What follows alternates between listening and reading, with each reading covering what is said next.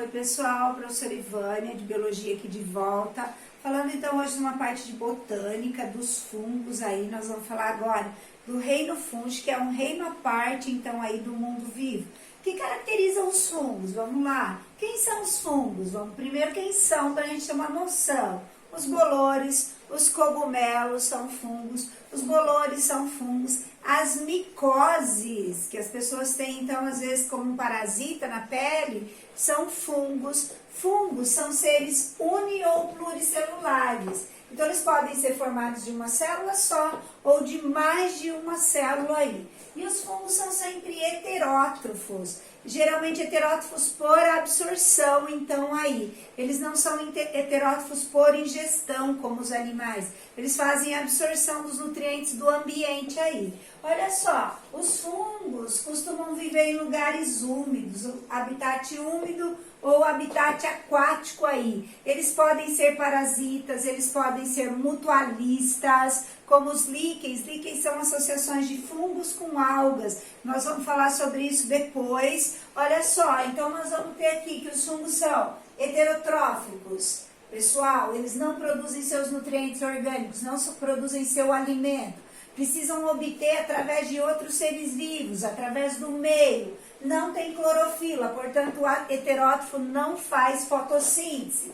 Reservam glicogênio, assim como os animais, eles têm como forma de reserva de açúcar, de carboidrato, o glicogênio, e não o amido, como as plantas. Os animais armazenam glicogênio no fígado. Os fungos também armazenam glicogênio em suas células. Parede celular, os fungos têm parede celular aí, essa parede celular é de quitina. Lembrando que geralmente a parede celular pode ser de quitina, polissacarídeo aí então, né? Pode ser de celulose, um polissacarídeo, ou pode ser como nas bactérias, de peptidoglicanos, que são aminoácidos associados também a glicídios.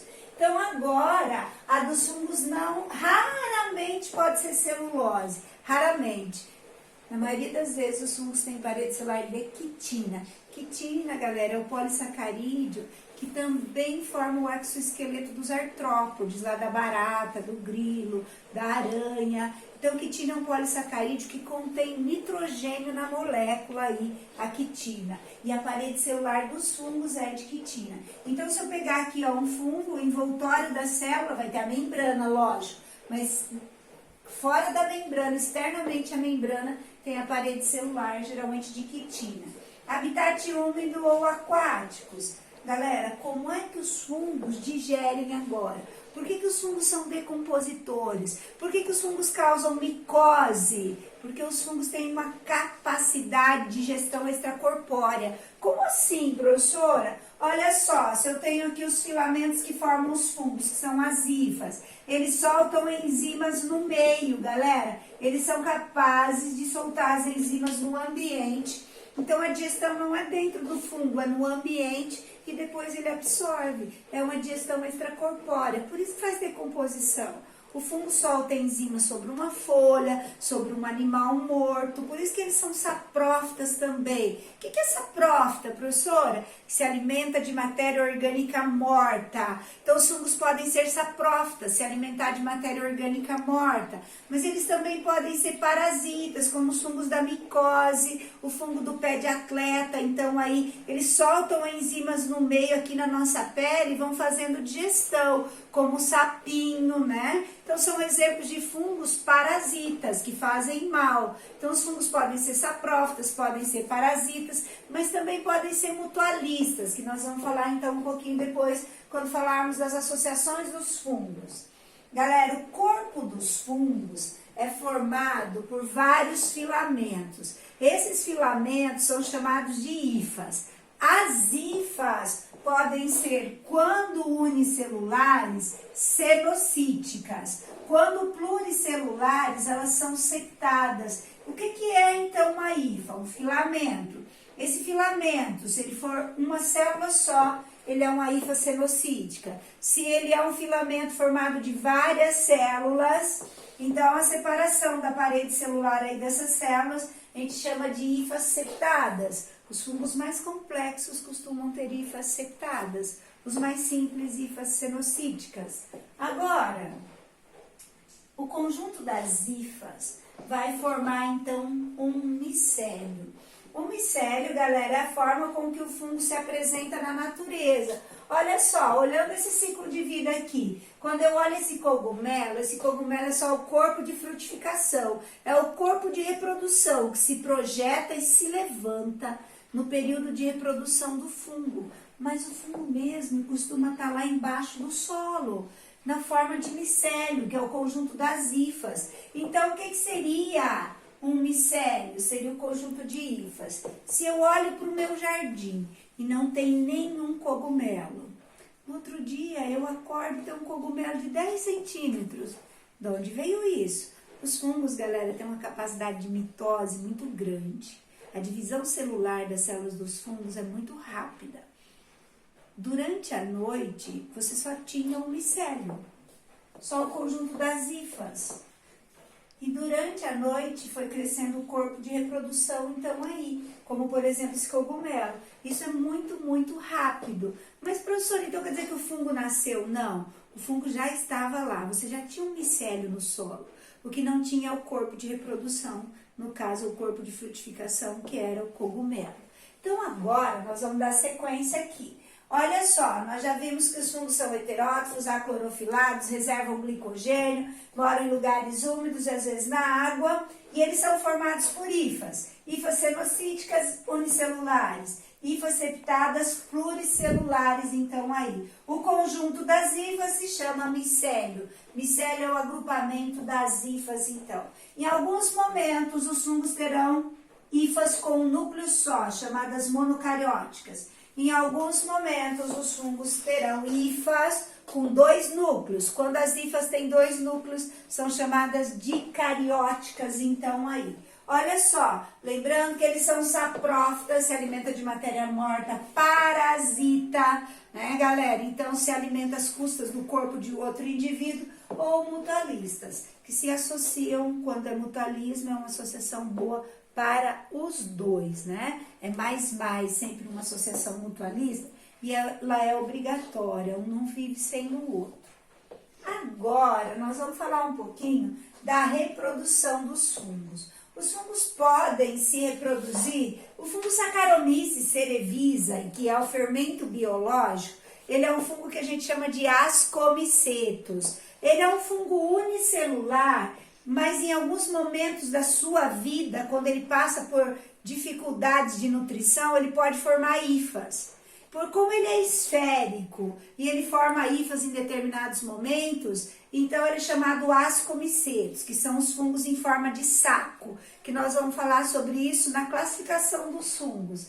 Só que esse fungo aqui, galera, ele tem um núcleo, o núcleo replica e faz uma projeção da membrana. Essa projeção forma uma gema ou broto. Olha o que eu tenho aqui, então. Aqui eu tenho uma gema ou broto. E esse broto se separa e dá 2 novos fungos.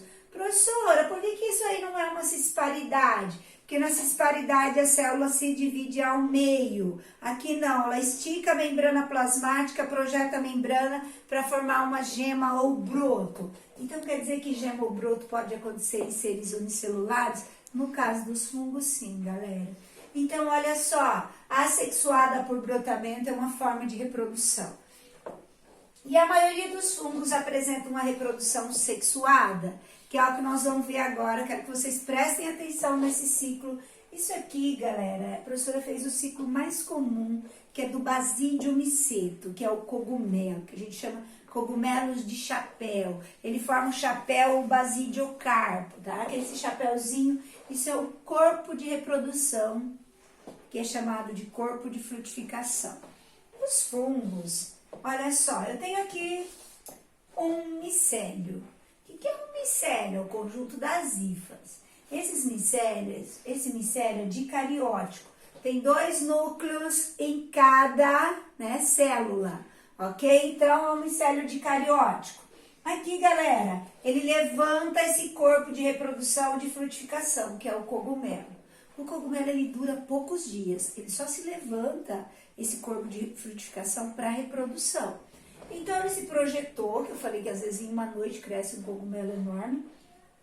Embaixo do cogumelo, galera, nós temos hifas especializadas, chamadas então aí, olha só, né, de lamelas.